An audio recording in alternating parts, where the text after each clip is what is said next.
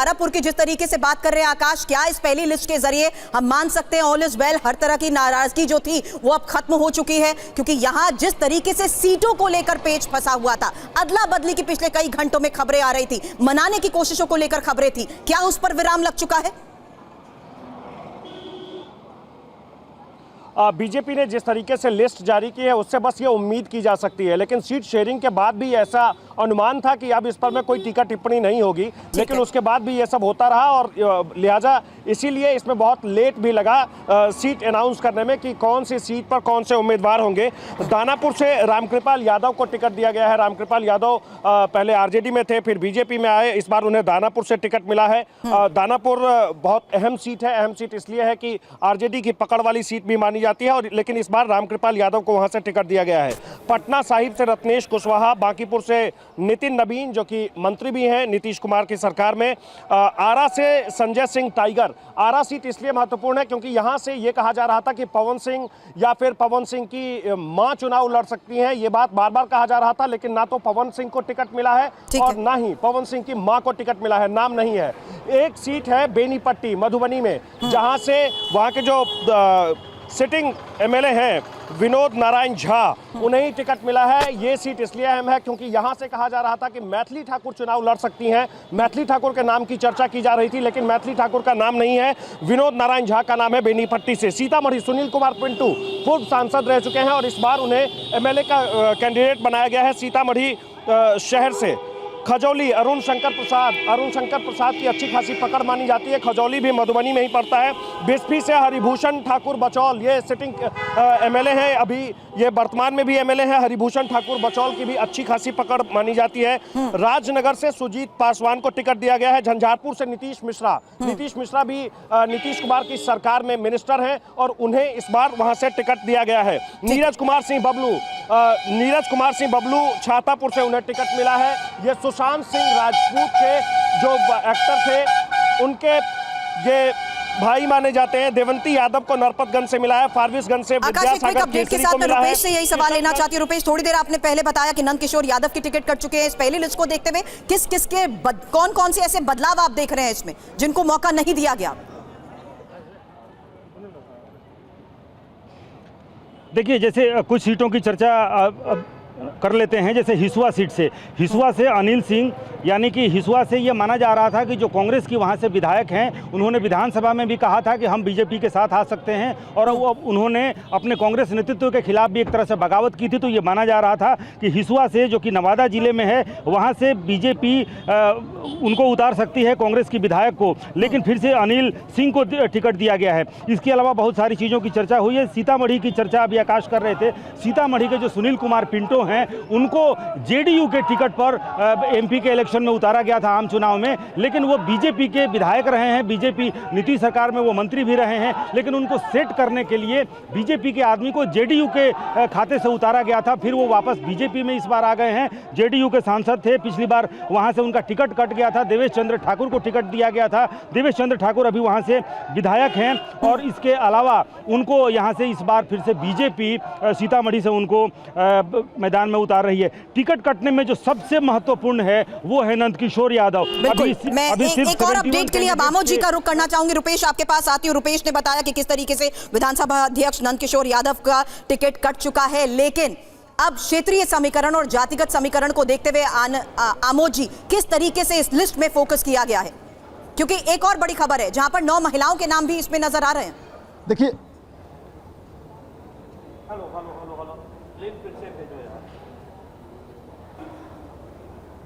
आमोद जी, देखिए, इस पूरी लिस्ट को देखने के बाद, सरसरी निगाह से एक नज़र डालने के बाद ये समझ में आ रहा है कि पूरे बीजेपी ने इस कवायद पे अपना पूरा फोकस किया है कि जो जीत सकता है उसको टिकट दिया जाए। उम्र के आखिरी पड़ाव में जो 70 साल से प्लस लोग हैं उनको टिकट नहीं देने का फैसला हुआ था, लेकिन मैं इसमें देखूं तो गया से जो बीजेपी के बहुत पुराने नेता हैं उनको टिकट दिया गया है।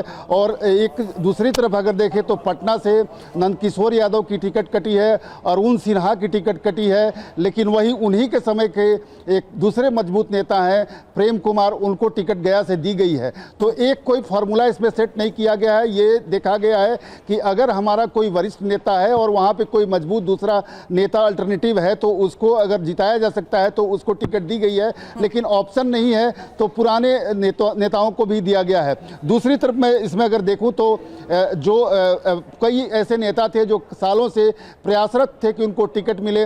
संजय टाइगर का नाम उसमें एक मजबूत नाम है जिनको टिकट इसमें दिया गया है आरा से। लेकिन इसके अलावा मैं आपको बताऊं कि जितने बड़े नेता हैं बीजेपी के, उनमें से सबको टिकट दिया गया है, सबको लड़ाया गया है। जैसा कि अभी हम लोग चर्चा कर रहे थे। जल्द आपके पास लौटती हूं। रुपेश, एक सबसे बड़ा सवाल आपसे कर रही हूं क्योंकि बीजेपी की ये पहली लिस्ट 71 नाम, टॉप 10 हेडलाइंस इसकी क्या है रुपेश? देखिए, नंदकिशोर यादव का टिकट कटना और रामकृपाल यादव को उतारना ये अपने आप में एक बड़ी खबर है। लेकिन जो पहली लिस्ट जो है इसमें ज़्यादातर जो सिटिंग एमएलए हैं उनके टिकट नहीं कटे हैं। जैसा कि चर्चा हो रही थी कि दीघा सीट नीतीश कुमार चाहते हैं कि पटना शहरी क्षेत्र में भी उनको एक सीट दी जाए, और चिराग पासवान भी चाहते हैं कि पटना शहरी क्षेत्र में उनको एक सीट दी जाए। तो दानापुर चिराग पासवान चाहते थे, दीघा सीट चाहते थे नीतीश कुमार। तो दीघा से भी अपने सिटिंग एमएलए को उतारा गया है, बांकीपुर से सिटिंग एमएलए को उतारा गया है। पटना शहरी क्षेत्र में सिर्फ पटना साहिब और कुम्हरार, ये दो सीटें हैं, वो वहाँ से जो सिटिंग एमएलए हैं उनके टिकट कटे हैं। लेकिन अगर पहला हेडलाइन और एकमात्र अगर हेडलाइन अगर आप यहाँ से अगर ढूंढेंगी तो वो ये है कि तारापुर से उप मुख्यमंत्री सम्राट चौधरी, जिस तारापुर सीट को सुबह से लेकर के जिस बात की चर्चा है, कल देर शाम से नीतीश कुमार जिस सीट को लेकर के नाराज हैं, बिहार के पॉलिटिकल सिनेरियो में अगर देखें तो एक टर्मोइल की स्थिति थी तारापुर सीट को लेकर के। वो तारापुर सीट बीजेपी लेने में कामयाब रही है, और ना सिर्फ वो तारापुर सीट बीजेपी ने ले लिया है बल्कि वहां से सम्राट चौधरी, जिनकी सुबह से चर्चा थी कि सम्राट चौधरी भी नहीं चाहते हैं कि किसी नई सीट से, या तो कुम्हरार से या पटना साहिब से वो चुनाव लड़ें, क्योंकि वो उनके लिए नई सीट होगी। लेकिन उनके परिवार की सीट है तारापुर, वहाँ से उनके पिताजी लगातार विधायक रहे हैं। लिहाजा सम्राट चौधरी भी चाहते थे कि अगर चुनाव लड़ना है, पार्टी अगर उनसे चुनाव लड़वाना चाहती है तो वो तारापुर उनके लिए सबसे मुफीद सीट थी। लिहाजा इस बार जो एकमात्र हेडलाइन है, अगर एक हेडलाइन अगर आप पूछेंगी तो वो ये कि जिस तारापुर सीट को लेकर के नीतीश कुमार कल देर शाम से नाराज थे, वो तारापुर सीट बीजेपी अपने खाते में लेकर के और अपने उप मुख्यमंत्री और इस वक्त बिहार बीजेपी के सबसे बड़े चेहरे सम्राट चौधरी हैं, उस सम्राट चौधरी को उसी तारापुर सीट से उतार दिया गया है। बिल्कुल, तो आपने बताया तारापुर से सम्राट चौधरी, ये सबसे बड़ी हेडलाइन है। लेकिन अब जाति फैक्टर को देखते हुए कैसे फोकस किया गया इस लिस्ट में रुपेश? देखिए, फिलहाल जाति पुराने ढर्रे पर ही भारतीय जनता पार्टी चूंकि अपने ज़्यादातर पुराने चेहरों को ही उसने रिपीट किया है। महिलाओं जैसे रेणु देवी बेतिया से चुनाव लड़ती रही हैं, बिहार सरकार में उप मुख्यमंत्री रही हैं, तो रेणु देवी को वहां से भी उतारा गया है। रक्सौल से प्रमोद कुमार सिन्हा है, पिपरा से श्याम बाबू प्रसाद, मधुबन से राणा रणधीर सिंह भी यहाँ पर सहकारिता मंत्री रह चुके हैं नीतीश सरकार में, वो मधुबन के ही विधायक रहे हैं, इस बार भी वहीं से हैं। प्रमोद कुमार जो नीतीश कुमार के सरकार में विधायक मंत्री रह चुके हैं, वो कानून मंत्री थे, विधि मंत्री, वो भी इस बार उनको भी वहीं से उतारा गया है। ढाका से पवन जायसवाल जो ढाका से पहले निर्दलीय चुनाव जीते रहे हैं लेकिन बाद में भारतीय जनता पार्टी में आए, ढाका के ही विधायक थे, ढाका से पवन जायसवाल को उतारा गया है। रीगा जरूर बैद्यनाथ प्रसाद को, ये एक नया चेहरा है, लेकिन बैद्यनाथ प्रसाद इसके पहले भी बैद्यनाथ प्रसाद एमएलसी थे और वो चाहते थे कि उनको सीतामढ़ी के किसी सीट से ही उनको चुनाव लड़ाया जाए। लिहाजा इस बार नए चेहरे के रूप में बैद्यनाथ प्रसाद जो भारतीय जनता पार्टी के एमएलसी थे, लेकिन अब उन्हें रीगा से उनको उतारा गया है। इसी तरह से आप देखिए तो परिहार की विधायक थी गायत्री देवी, उनको वहां से उतारा गया है।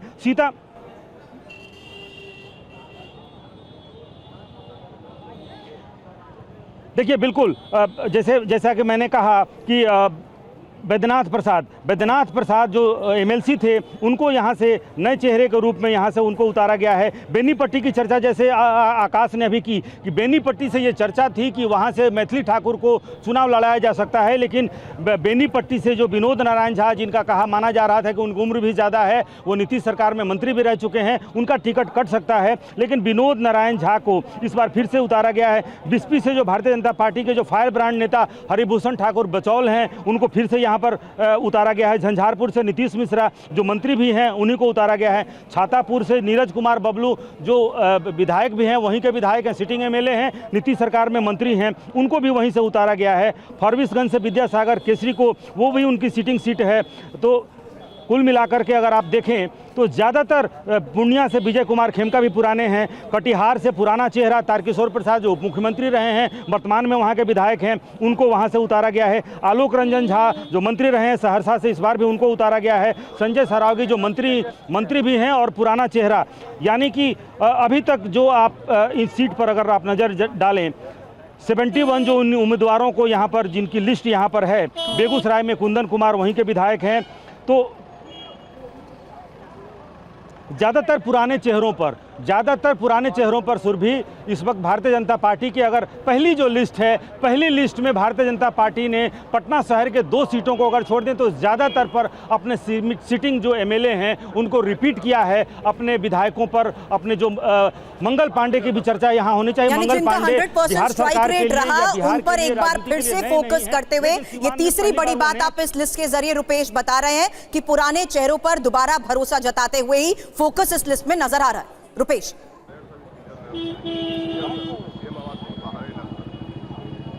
जी हाँ बिल्कुल, ये और मंगल पांडे को नया चेहरा कह सकते हैं कि मंगल पांडे सीवान से चुनाव नहीं लड़ते रहे हैं, सीवान उनका गृह क्षेत्र है, सीवान से मंगल पांडे को उतारा गया है।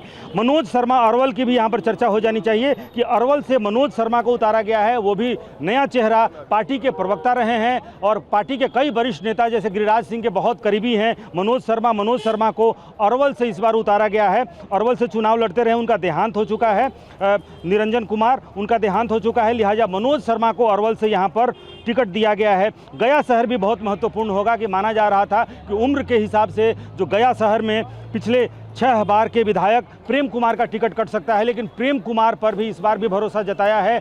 यहाँ पर कृषि मंत्री हैं, बिहार सरकार में नीतीश सरकार में कृषि मंत्री हैं, उनको यहाँ पे उतारा गया है।